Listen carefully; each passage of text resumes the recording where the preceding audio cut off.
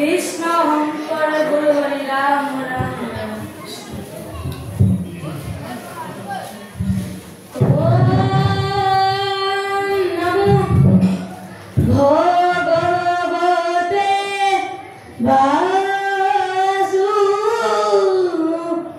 वासुदेवाय जन्माद्यस्य यतोऽन्वयादिरत सहस्रार्थे भवद्विज्ञात तेने ब्रह्म हृदयादि कवये मोहन्ति यत्स्वयः तेजोवारिणां यथा धीर्मद्रत्यर्षवंश धाम्नास्तेन सदा निरस्तं पुरकां सतं फलं धीमहि धर्मो प्रदितकौतभूतपरमो मीनाचारसदं बुद्धं वासवमवैतवस्तु शिवरं तावैतयों ब्रह्मं श्रीमद्भगवद्गीता लिखिते किंपरिसरं खडुविद्या बलभद्रकिरीटि सुशोभिता निगमागतकल्पतरुफलं शुभमुखदमुदगमसुदुरं यथा भागवतं सुमलं मूलपिता भूरिभावुता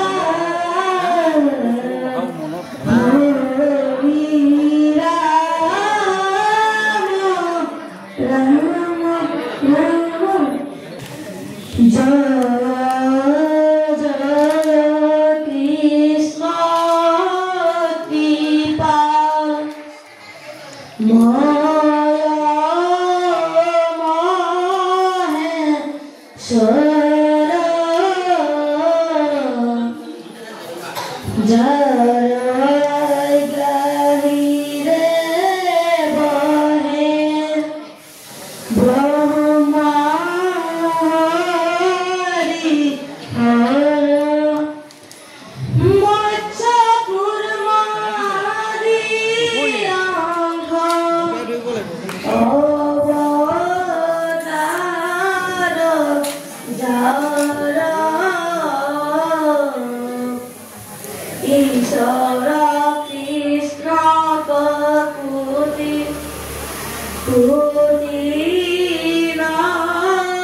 नमस्कार हे राम नमो नमो मधुमूला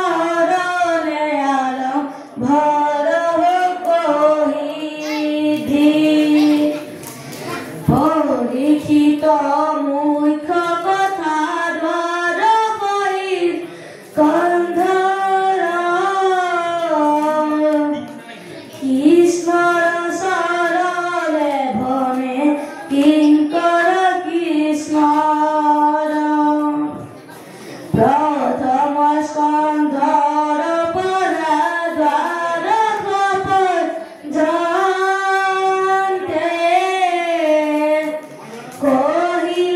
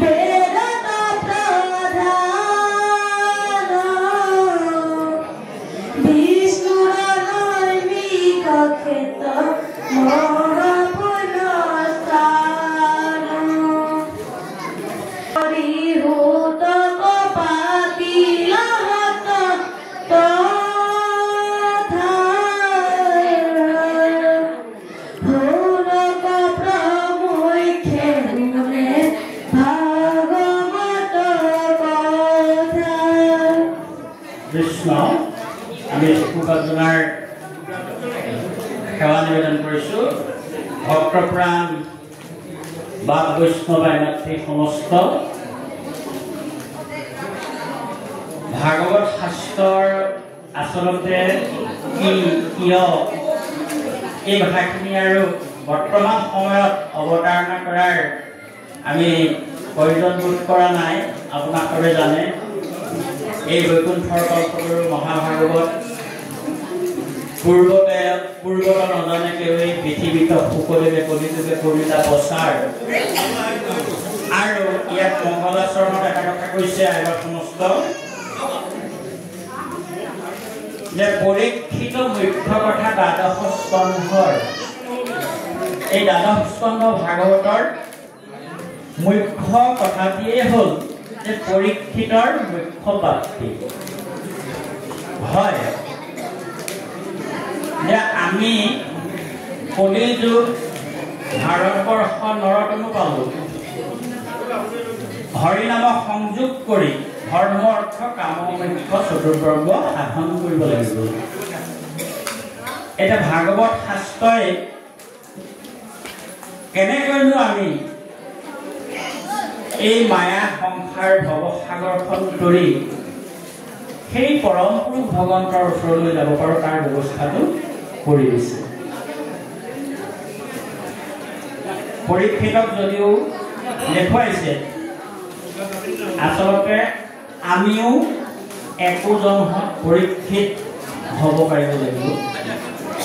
প্ৰভু ভগৱন্তই যাক গৰ্ভতে প্ৰদৰ্শন কৰিছে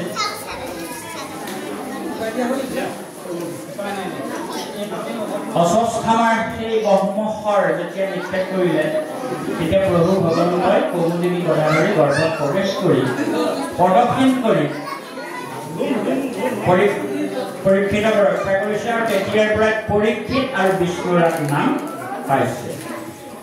এতিয়া এটা কথা আপোনালোকে চাওক, এই ভাগৱত শাস্ত্ৰ যদি নাহিলহেঁতেন আমাৰ এই ধৰা ধামলৈ তেতিয়া কি হ'ল? আমাৰ জীৱনৰ পথটো আমি নাপালোহেঁতেন। দুটা ধাৰাৰ পৰা ভাগৱত আহিছে। ব্ৰহ্মা দিলা নাৰদক ইটো ফলৰ ৰহস্যত নাৰদে ব্যাসক আনি দিলা নগৰীয়া তিলক ভাগি ইডালে সিডালে লাগি সুকমুখে ভূমিত কৰিলা। আৰু দ্বিতীয় ধাৰাটো আমি জানো শংকৰখন ভগৱন্তৰ দ্বাৰা শেষত আহি বিদুৰে লাভ কৰিছে। আৰু উদ্ধৱ অৰ্জুন মহাভাৰতৰ যুদ্ধৰ মাজতে অৰ্জুনক যিখিনি জ্ঞান বিজ্ঞান দিব লাগে সমস্তখিনি দি শেষত শৰণ দিছে আৰু উদ্ধৱকো গোপী সমস্তৰ ওচৰলৈ পঠাই উপযুক্ত কৰাই ভাগৱতৰ জ্ঞান দি ইটো ভাগৱত শাস্ত্ৰ তুমি প্ৰচাৰ কৰাবলৈ কৈছে। আৰু মুখ্যতম উদ্দেশ্য হ'ল যে ভাগৱত গ্ৰন্থভাগে ব্ৰহ্মাই যেতিয়া নাৰদক দিছে তেতিয়া কথাষাৰ কৈছে লোকত কৰা প্ৰচাৰ। লোকত এই ভাগৱত শাস্ত্ৰ সেই মণিবৰ প্ৰচাৰ কৰা এটা কাম কৰিব লাগিব। সেই কামটো কি? জ্ঞান কৰ্ম পথখন দি ভগৱতীকো দেখাই ল'ব। এটা কাম কৰিবা, সেই মুনিবৰ ইয়াত যাতে কোনো এই ভাগৱত শাস্ত্ৰ ভাগৰ কোনো ক্ষতি নহয়, বিস্তাৰ কৰা, জ্ঞান কৰ্ম খণ্ডন কৰা, ভক্তিটো প্ৰচাৰ কৰা আৰু ভক্তিকে সমস্ত জীৱৰ কল্যাণ সাধন কৰিব। এটা মংগলাচৰণ আৰম্ভ হৈছে। তাত কৈছে প্ৰভু ভগৱন্ত ভকতৰণি হৰিক সুমৰণে আৰম্ভৰ সৌক সিদ্ধি। হয়, ভগৱন্তক আমি গোট পাম যেতিয়া আমি মংগলযুগ আচৰণ মংগলাচৰণ ঈশ্বৰে ভাল পোৱা সৎকৰ্মখিনি কৰিম তেতিয়াই আমাৰ মংগল হ'ব।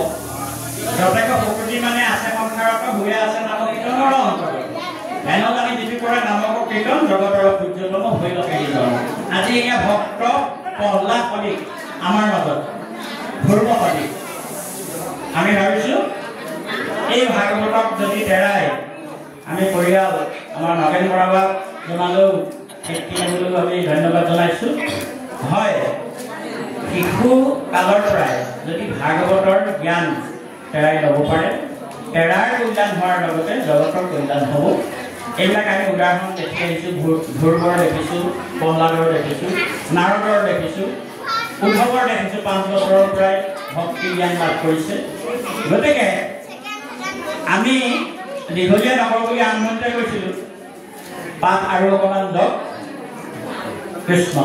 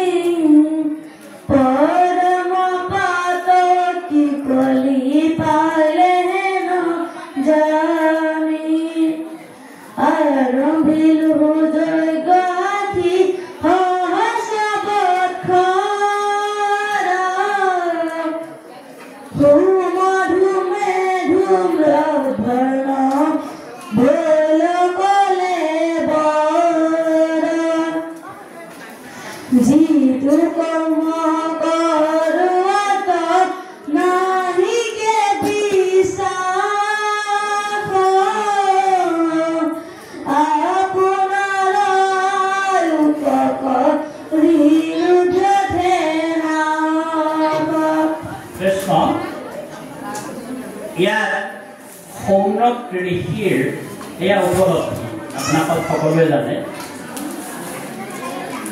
পৰম পাতকী বুলি পাইল হেনো জানি। হয়, এৰিলা পৃথিৱী কৃষ্ণে ধৰ্ম জ্ঞান লৈ প্ৰভু ভগৱন্তই তপ জপ যাগ যজ্ঞ বলি বিধান হোম তীৰ্থ বৰ অন্য ধৰ্ম কৃষ্ণৰ আন ধৰ্ম কৃষ্ণৰ লগতে গুচি গৈলা, একস্থান ভূঞা হৰি নামৰ মাজে ৰৈলা। এই তত্ত্ব নজনাৰ কাৰণে এতিয়াও আমাৰ খেলি মেলিবিলাক হৈ আছে। প্ৰভু ভগৱন্তই দেখিলে যে মই যেতিয়া যাম কলিৰ প্ৰাদুৰ্ভাৱ আৰম্ভ হ'ব। গতিকে এই কলি যুগত আগতে ব্যৱস্থা কৰি থোৱা একৰণ হৰিনাম ধৰ্ম ভকতে গ্ৰহণ কৰিব, ৰাম নাম শ্ৰৱণ কীৰ্তন কৰিব, সবাৰে কল্যাণ হ'ব। কলিৰ ভয়ত ৰাস ভূঞা ধৰ্ম মানে যিমান ধৰ্ম আছিলে তপ জপ যাগ যজ্ঞ বলি বিধান হোম তীৰ্থ বৰ জ্ঞান কৰ্মৰ যিমানখিনি ধৰ্ম আছিলে সমস্তই গৈ নামত শৰণে পৰিলে। সেইকাৰণে কৈছে যে একে নামতে সমস্তে পুণ্য পায়, জানিয়া যতনে পুৰা হৰি নাম গায়। আমাৰ সকলোৰে মুখস্থ আছে, কিন্তু ইমান সুন্দৰ কথাৰে কি কৈছে সেই অৰ্থটো আমি বোধগম্য নহওঁ। সেইকাৰণে আমাৰ সমাজত খেলি মেলিবিলাক। গতিকে সেই ভাগৱত আহিল উদ্ধৱৰ যোগেদি দিলে তিৰোধায় প্ৰবিষ্টু শ্ৰীমদ ভাগৱত অন্ন তেনয় ভাঙ্গয় মূৰ্তি প্ৰত্যক্ষে কি হ'ব? এই ভাগৱত মূৰ্তি যদি আমি শ্ৰৱণাতক যদি আমি শ্ৰৱণ কৰোঁ, সেৱনাতক সেৱা কৰোঁ, দৰ্শনাতক যদি দৰ্শন কৰোঁ, পাপন আছে। স্বয়ং প্ৰভু ভগৱন্তই ভগৱন্তক ক'ত পাম কৈছে? বসুদেৱ নিগদতি হাসি সাক্ষাতে বিদিত ভৈলা আখি তুমি সে পুৰুষ প্ৰকৃতিটো কৰি বৰ সমস্ত জীৱৰ বুদ্ধি সাক্ষী কেৱল আনন্দ অনুভৱ স্বৰূপ পুকৰ সাগৰ দেৱ ঈশ্বৰ অনুভৱ। এই যে ভাগৱত আনন্দ, সহজানন্দ, পৰমানন্দ, হৃদয়ানন্দ, এই আনন্দ সদায় প্ৰৱৰ্তন হ'ব। আৰু আনন্দ ব্ৰহ্মক যিটো জনে বজে শ্ৰমী তাহাৰ মহিমা আৰু কি কৰিব আমি। সেই কথাটোকে উপলব্ধি নোহোৱাৰ ফলত কলিযুগ আৰম্ভ হ'ল। সৌনক ঋষিয়ে যজ্ঞ আৰম্ভ কৰি দিলে। এতিয়া ইয়াত ক'ব কৃষ্ণক অৰ্পিয়া আমি কৰ্ম কৰোঁ যত তাতো মহাবিঘ্নি আছে জানিলো মনত। হয়, ভগৱন্তৰ নাম ল'লে অৰ্পণ কৰিলে, কিন্তু কালৰ বিপৰীতে যেতিয়া কৰ্ম হ'ল, কালৰ বিপৰীতে মানে কলিযুগততো অন্য নাই, অকল ঈশ্বৰৰ নাম। তেওঁলোকে যজ্ঞ আৰম্ভ কৰিলে আৰু শেষত যজ্ঞৰ ভয় তেওঁলোকৰ কলেবৰ একেবাৰে প্ৰাণ বৰণীয়া হৈ পেলালে। তেওঁলোকৰ উপলব্ধি কি হ'ল? যিটো কৰ্ম কৰিব আত নাহিকে বিশ্বাস আপোনাৰ আয়ুক ব্যৰ্থ কৰিলো না। এইটো ডাঙৰ কথা যে আমি ক্ষণিক মনুষ্যকাই কিমান দিন জীয়াই থাকিব, কোনদিনা জীৱন যায় তাৰো ঠিক নাই। কোটিকল্প অনন্তৰে জীৱে নৰ দেহ ধৰে ধৰি থাকে পুণ্যৰ সঞ্চয়। মায়া আছা জন্ম যিটো দেৱৰ বাঞ্চনী এইটো আকৌ আমি ব্যৰ্থ কৰা কি কয়? আমি এনেই ব্যৰ্থ আয়ুস নাশ কৰিলো।